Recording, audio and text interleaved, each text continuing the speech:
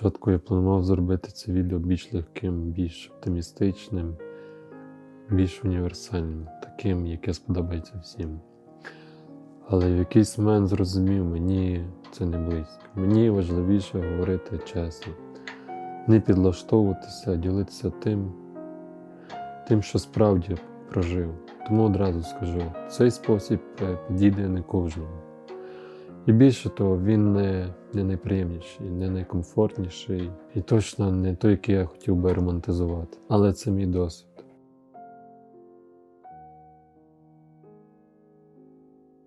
Де взяти натхнення для творчості? Питання, яке звучить банально, але якщо копнути глибше, відповідь не така і проста. Як би це не звучало, основа будь-якої творчості – це емоції. Сильні переживання, стан, коли всередині щось рухається, коли тобі не байдуже. І раніше я часто не розумів, як так виходить, що емоції є, а натхнення немає. Я переживаю, думаю, відчуваю, але нічого не народжується. Порожньо. З'являлись сумніви. Може, цей спосіб взагалі не працює, може, я просто нездатний. Може, творчість це і не моє. Недавно у мене був тиждень майже повного безсоння, я спав по годині, 2 на добу. Іноді навіть менше. І найдивніше, організму ніби цього вистачало. Наче сон перестав бути необхідністю, але разом із цим з'явилося інше. Думки йшли нескінченним потоком, глибокі, важкі, іноді болючі. І зупинити це було неможливо. І в якийсь момент я зловив себе на дуже важливій думці. Майже всі періоди, коли я реально творив, народжувались не з комфорту, вони народжувались з болю. Саме складні етапи життя, саме внутрішні кризи, саме ті моменти, коли щось ламається всередині, ставали тригером для творчості.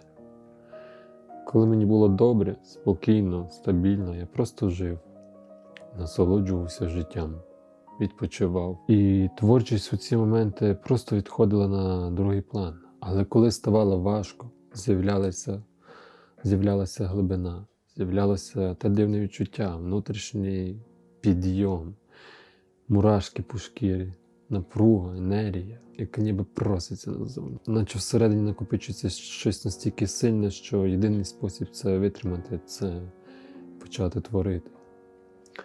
І тоді я почав ставити собі інше питання. Чому так працює?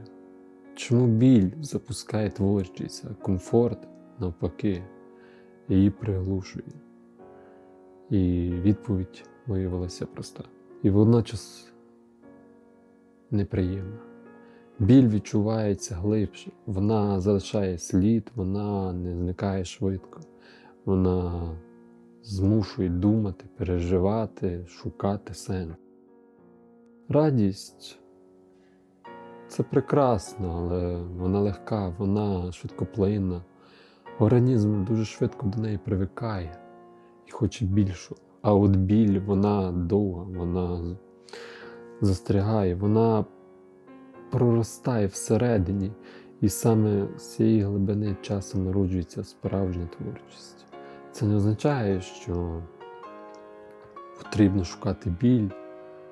Я не вірю в романтизацію страждання. Я не вірю, що треба спеціально руйнувати себе заради мистецтва. Навпаки, я щиро бажаю тобі творити зі світла, з радості, з любові, з натхнення, яке приходить без болю. Але якщо у твоєму житті вже є складні періоди, якщо саме вони дають тобі енергію, глибину, силу, не знецінюється.